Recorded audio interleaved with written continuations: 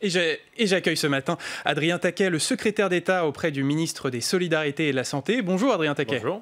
Nous sommes ensemble pendant 20 minutes pour parler de différents sujets et notamment du Ségur de la santé, cette grande concertation entre le gouvernement et les acteurs du monde de la santé. Elle commence aujourd'hui, elle dure 7 semaines et elle est censée améliorer notre système de soins et les conditions de travail de nos soignants. Alors le gouvernement depuis 3 ans a mené plusieurs plans en faveur de la santé.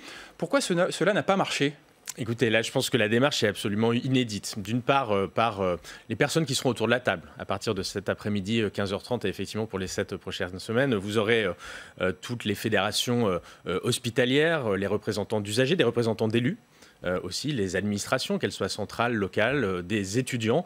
Et ça concernera l'hôpital, mais aussi le médico-social, les EHPAD par exemple, et la médecine de ville, puisqu'il s'agit bien, vous l'avez évoqué, d'améliorer l'organisation globale de notre système de santé, c'est-à-dire à la fois l'articulation entre l'hôpital, le médico-social et la ville. C'est inédit aussi par la méthode.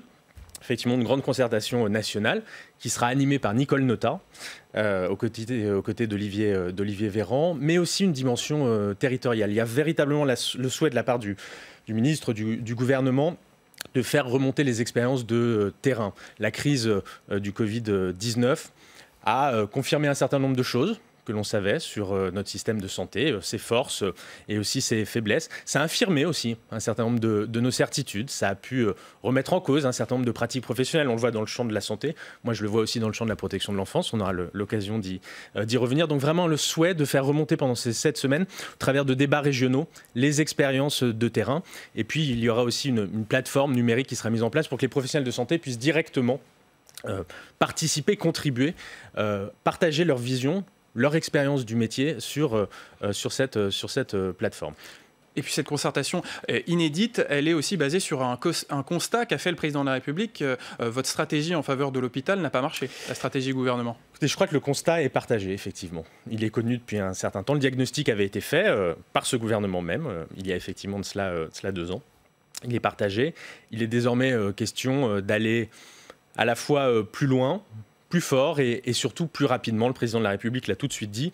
Les fondements notamment du plan Ma Santé 2022, qui étaient un peu les prémices de ce vers quoi nous tendons, nous devons aller, était un plan stratégique probablement qui allait dans le bon sens à moyen terme. Il est urgent aujourd'hui de transformer notre système de santé, de revoir, de revaloriser les fonctions de personnel soignant. Il a été clairement dit qu'il y aura une revalorisation notamment des salaires. Ça a été clairement dit par le président de la République et par Olivier Véran et par le Premier ministre. Aussi redonner de nouvelles carrières, de nouvelles perspectives de carrière. Ça vaut aussi pour les personnels des EHPAD. Toute une réflexion aussi sur l'investissement. On se souvient que lors du plan sur les urgences à l'hôpital, il avait été annoncé par le Premier ministre que l'État allait reprendre une grande partie de la dette des hôpitaux, ce qui allait leur donner de nouvelles capacités financières pour investir. Est-ce qu'il faut aller plus loin ? Est-ce qu'il faut trouver de nouvelles sources aussi de financement pour les hôpitaux ? Ça, c'est le deuxième chantier. Le troisième chantier, c'est la question de l'organisation dans les territoires, justement, au plus près de la réalité territoriale, l'articulation entre l'hôpital, la médecine de ville, le médico-social, comment ça s'organise. Et puis, enfin, dernier chantier, c'est un peu la question de ce qu'on appelle la gouvernance, c'est-à-dire comment on donne aux soignants au sein de l'hôpital davantage de moyens de décision et d'action, parce que c'est eux qui sont au plus près de la réalité de leur métier. Alors, l'un des chantiers importants, vous l'avez dit, il concerne la rémunération du personnel soignant. On va d'abord regarder les chiffres et notamment faire des comparaisons avec les pays européens. Et on va regarder la rémunération des infirmiers. En Espagne, elle est de 2 600 € par mois. En Allemagne, de 2 383 €. Et en France, seulement de 2 070 €. Comment on en est arrivé là ? Écoutez, je ne sais pas comment on en est arrivé là, mais effectivement, le constat est là, qui est que nos personnels soignants, nos infirmiers sont plutôt dans la fourchette basse de la moyenne européenne. Et donc, il y a la volonté de rattraper à minima ces rémunérations pour ces personnels de première ligne dont on a vu l'importance, l'utilité sociale, comme on dit, particulièrement à l'occasion de cette crise du Covid-19. Mais je pense qu'on avait tous déjà la conviction qu'ils étaient importants en temps normal, en quelque sorte. Donc, il va y avoir effectivement des discussions à cet égard. Discussion aussi sur le temps de travail, qui est aussi un chantier qui a été mis sur la table. Voilà, donc vraiment une discussion très large, sans tabou. véritablement. Pas de tabou non plus entre ce qui est articulation entre le public et le privé, dont on a vu qu'il y avait peut-être des choses qui pouvaient être améliorées à l'occasion de cette crise. Voilà, l'ensemble des sujets sont sur la table et vont nous animer pendant les 7 prochaines semaines. Alors, juste pour revenir sur la rémunération, le personnel soignant, forcément, attend des chiffres. On sait qu'Olivier Véran, le ministre de la Santé, veut atteindre la moyenne européenne en termes de rémunération des infirmiers, notamment, selon certains syndicats, cela représente 300 € par mois. Est-ce que ça correspond à cette fourchette ? Écoutez, quand on regarde les chiffres que vous avez vous-même présentés, c'est à peu près ça. Je ne vais pas m'avancer et commencer à vous donner les résultats d'une concertation qui n'a pas encore commencé. Mais je crois que le ministre a fixé un cap et maintenant à nous tous de déterminer le chemin pour y parvenir.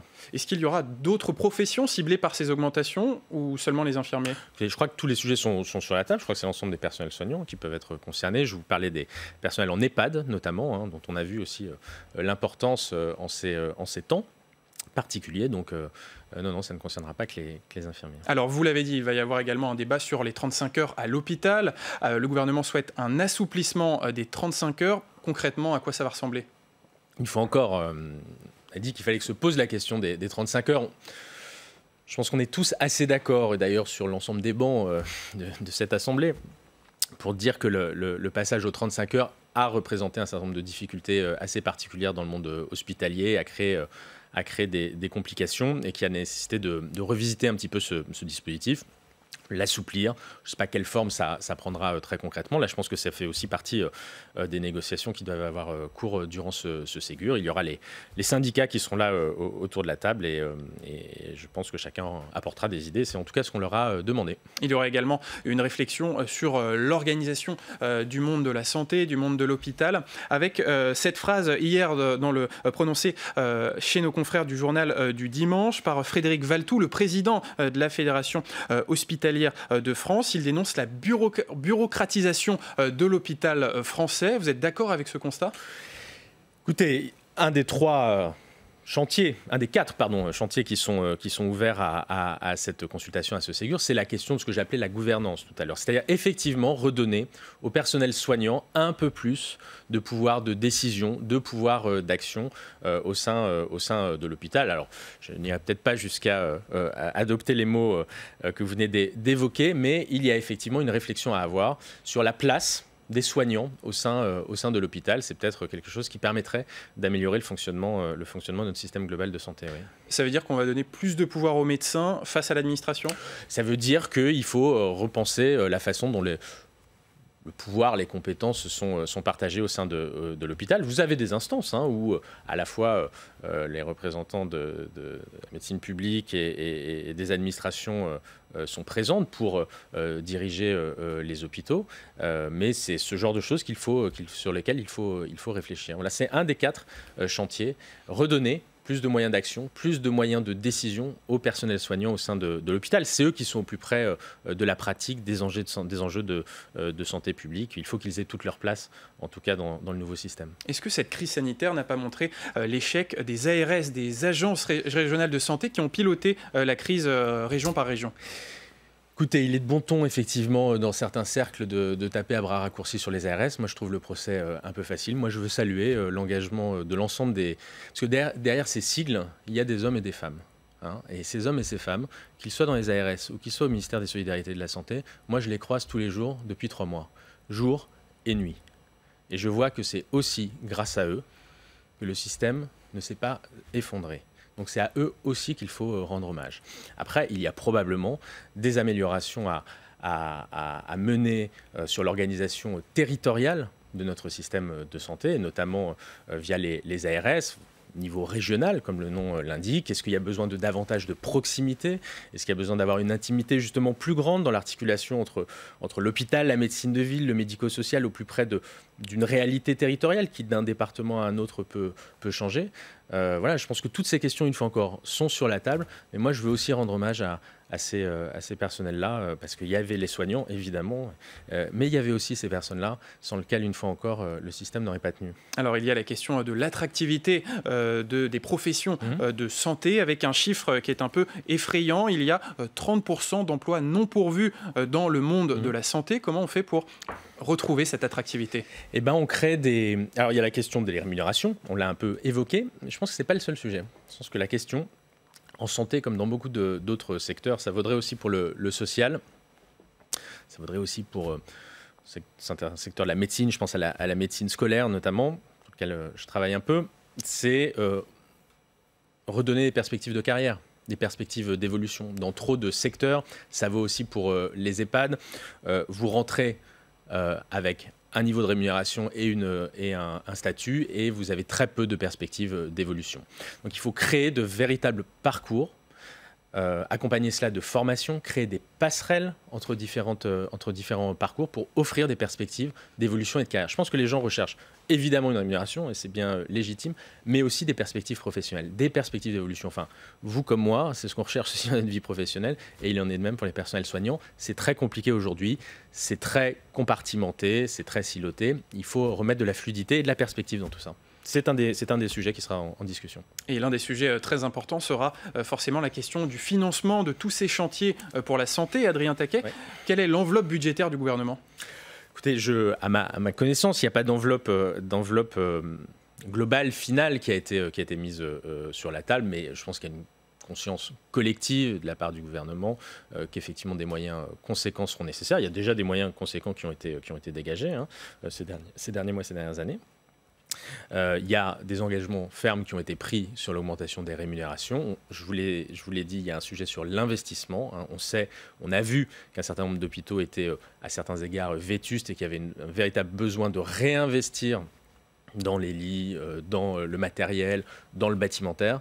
Bon, voilà, donc tout ça a effectivement un coût, mais je crois que pour l'hôpital, probablement peut-être encore que plus pour toute autre chose, comme le président a pu le dire dès le début de la crise, quoi qu'il en coûte, nous devrons mener à bien cette réforme. Mais en même temps, Olivier Véran a dit qu'il n'y aurait pas d'argent magique. Donc, on est dans le quoi qu'il en coûte ou dans l'argent magique ? Nous avons tous conscience de la nécessité d'une transformation profonde, rapide de l'hôpital public et qu'il faut qu'on se donne les moyens d'y arriver. Et je pense que c'est toute la volonté et l'ambition du gouvernement. Alors, il y a un autre sujet qui est important dans le domaine de la santé. Il s'agit de la dépendance. Où en est le plan du gouvernement pour lutter contre la dépendance ? Écoutez, ce sujet avait fait l'objet de nombreux travaux, notamment menés par Myriam El Khomri sur les métiers liés à la dépendance. C'est un sujet important.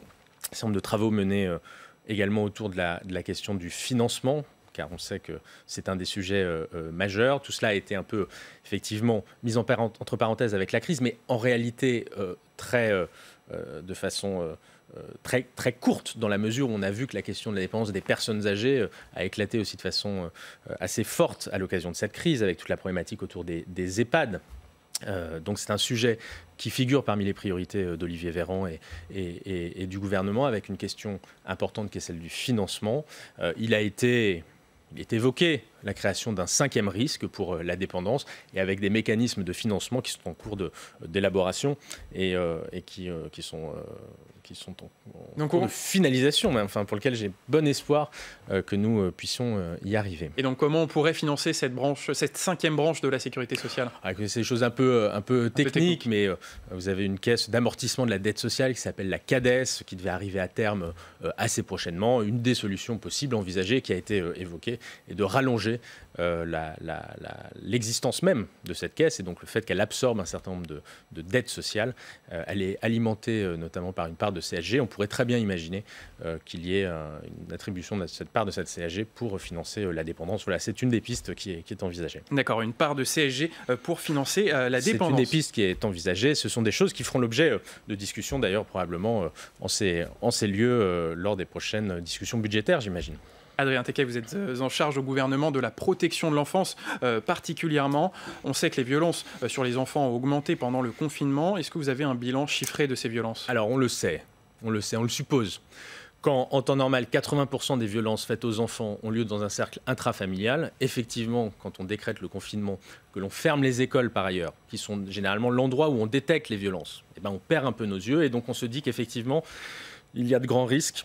Il y a de quoi être inquiet sur les violences faites aux enfants. Ce que l'on sait, c'est que le nombre d'appels au 119, qui est le numéro de l'enfance en danger, dont je rappelle que c'est un numéro gratuit et anonyme, le 119, ces appels ont augmenté de 100%.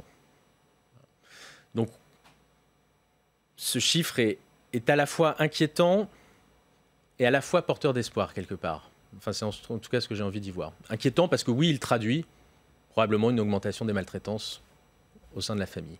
Mais je pense qu'il est aussi le baromètre de notre propre vigilance collective. Parce que derrière ce chiffre de 100% d'augmentation, vous avez aussi une augmentation de 80% des appels faits par les voisins. Une augmentation de 60% d'appels faits par des camarades qui, par les réseaux sociaux, les SMS qu'on s'envoie, sentent que leur copain va mal et donc appellent le 119.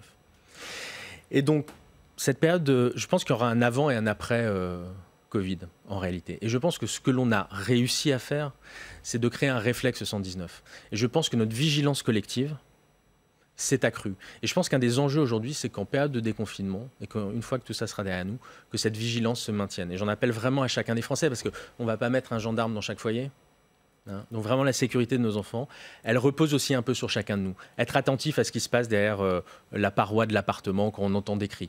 Voilà, aller frapper, essayer de faire redescendre la pression. Et puis quand on a un doute, appeler le 119 ou le 17 quand il y a une situation d'urgence. Voilà, c'est cette société de vigilance auquel le président de la République, dans un autre contexte, appelait. Je pense qu'il faut la garder, cette société de vigilance, parce que c'est ça qui sera la meilleure garantie pour la sécurité de nos enfants. Alors vous l'avez dit, les signalements ont augmenté pendant le confinement, mais est-ce qu'il y a eu les bonnes décisions suite à ces signalements, notamment pour extraire les enfants du domicile familial? Alors, quand vous avez un appel au 119, vous avez des écoutants formés, professionnels, de grande qualité, dont il faut saluer aussi là l'engagement pendant cette période-là, qui vont qualifier l'appel. Ils vont décider soit de le renvoyer directement aux forces de police et de gendarmerie s'il y a vraiment un caractère d'urgence.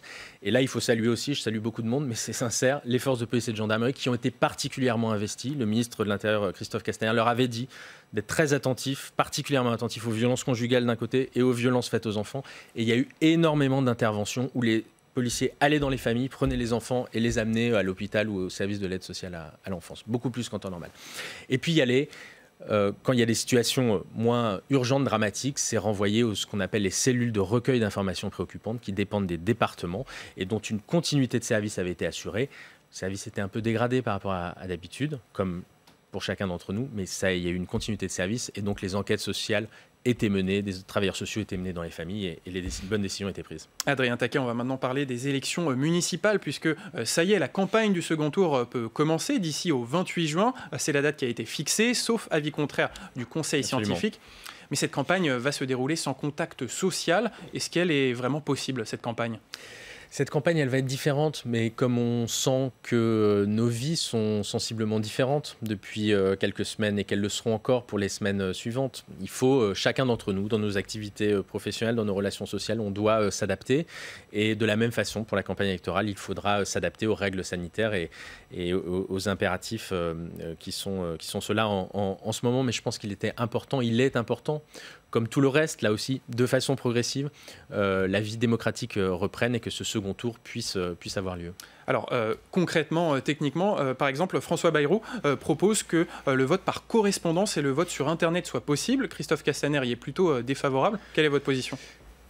Moi, j'y serais favorable sur le principe. Je pense qu'il y a des considérations d'ordre technique et de sécurité dans le délai court qui nous sépare du second tour. Je pense que c'est ça qui explique un peu les réticences de Christophe Castaner. Il y a besoin aussi de pédagogie aussi quand on installe ce nouveau type de modalité de vote. Mais je pense que c'est une réflexion qu'on doit avoir à plus long terme, crise ou pas crise, de voir comment se donner les moyens de mettre en œuvre ce type de possibilité de vote. Pour les départementales, pour les régionales en 2021 ? Pourquoi pas, mais je pense qu'une démocratie moderne doit pouvoir avoir recours à des outils technologiques pour mettre en œuvre le vote, quand il y a une crise comme celle que nous connaissons, en espérant qu'elle ne se reproduise pas, ou parce que ça offre aussi des facilités plus grandes, plus diverses à nos concitoyens pour voter. Mais on l'a bien vu, je parlais de remise en cause de nos pratiques professionnelles aux uns et aux autres, on voit bien que la technologie a changé un peu notre façon de faire, le télétravail, la façon dont vous faisiez vos interviews, les travailleurs sociaux pour maintenir le contact entre les parents et les enfants avaient recours aussi au Zoom, au FaceTime, etc. Bon, voilà, tout ça qui sont dans nos usages quotidiens, on voit que dans nos pratiques professionnelles, ça a changé nos habitudes et ça les enrichit, mais il n'y a pas de raison que ce ne soit pas le cas aussi dans le processus démocratique. Alors, parlons maintenant de l'enjeu électoral pour La République En Marche, avec une question sur Paris. La candidate à LREM, Agnès Buzyn, est toujours dans l'incertitude sur sa candidature au second tour. Selon vous, est-ce que c'est la bonne candidate pour le second tour à Paris ? Elle est dans l'incertitude, c'est vous qui le dites. Elle est très silencieuse en tout cas. Je ne l'ai pas entendu le dire, moi, pour Paris, la candidate pour Paris de La République En Marche est, à mes yeux, toujours Agnès Buzyn. Je ne l'ai pas entendu dire le contraire. J'ai même plutôt entendu Stanislas Guerini, patron de La République En Marche, dire que c'était notre candidate. Agnès Buzyn a fait une bonne campagne. Elle a fait un score qui est on ne peut plus honorable et elle est aujourd'hui notre candidate pour le second tour à la mairie de Paris. Donc pour vous, c'est la bonne candidate? C'est la bonne candidate. Une question rapidement sur la majorité La République En Marche à l'Assemblée nationale. Le groupe a perdu la majorité absolue. Comment vous expliquez cet effritement de la majorité? Écoutez, on a perdu d'une voix, on a un groupe qui était conséquent suite à l'élection législative, aux élections législatives de 2017, avec un allié important qui est le MoDem, important en nombre mais aussi sur le fond pour l'apport de ces idées. Écoutez, moi je ne vois pas c'est le membre du gouvernement qui vous parle de difficultés majeures. Je pense que notre majorité est encore solide et que partageons avec elle les grandes orientations que ce pays doit prendre et je ne doute pas que nous aurons son soutien dans les semaines à venir. Pas grandes inquiétudes à cet égard. Pas d'inquiétude. On va finir cette interview par une question que vous pose l'un de nos téléspectateurs.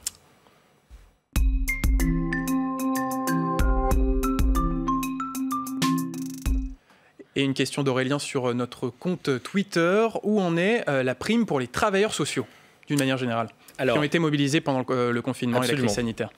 Écoutez, effectivement, il y a eu un certain nombre de primes qui ont été attribuées d'abord au personnel soignant, on s'en souvient, et puis par extension, progressivement, à d'autres professions de santé ou médico-sociales. Je pense notamment à un certain nombre de professionnels des EHPAD. Sur les services à domicile et sur les travailleurs sociaux de la protection de l'enfance, effectivement, il faut d'une part saluer leur engagement, parce que sur la protection de l'enfance, on a un peu parlé, mais dans les foyers de l'enfance, si le système a tenu, excusez-moi l'expression, c'est beaucoup, grâce aux décisions du gouvernement qui ont été prises, mais aussi à l'engagement et avant tout à l'engagement des travailleurs sociaux. Et effectivement, cela justifie, cela légitime totalement une reconnaissance de la part de la puissance publique de cet engagement. Les travailleurs sociaux ont les départements pour employeurs, vous le savez, c'est la compétence départementale. Donc nous sommes en discussion avec les départements, notamment avec l'Association des départements de France. J'ai très régulièrement Dominique Bussereau au téléphone à ce sujet-là pour prôner l'attribution d'une prime qui se cale, qui soit proche de celle qui a pu être attribuée aux soignants et qui soit le plus homogène possible sur l'ensemble du territoire. Voilà, c'est en tout cas le message que je porte au département de France et à l'association des départements de France. Je pense que leurs travailleurs sociaux le méritent, qu'ils soient départementaux ou dans des associations gestionnaires. Très bien. Très bien. Merci beaucoup, Adrien Taquet, d'avoir été notre invité ce matin. Alors, juste pour finir, ça y est, les ministres sont autorisés à venir sur les plateaux de télévision? Voilà, c'était la reprise aujourd'hui. On a respecté une distanciation physique plus qu'honorable. Et oui, nous sommes de retour et c'est un grand plaisir de vous voir en chair et en os ce matin. Merci beaucoup, Adrien Taquet. Demain, à votre place, ce sera Sébastien Chenu, le porte-parole du Rassemblement national.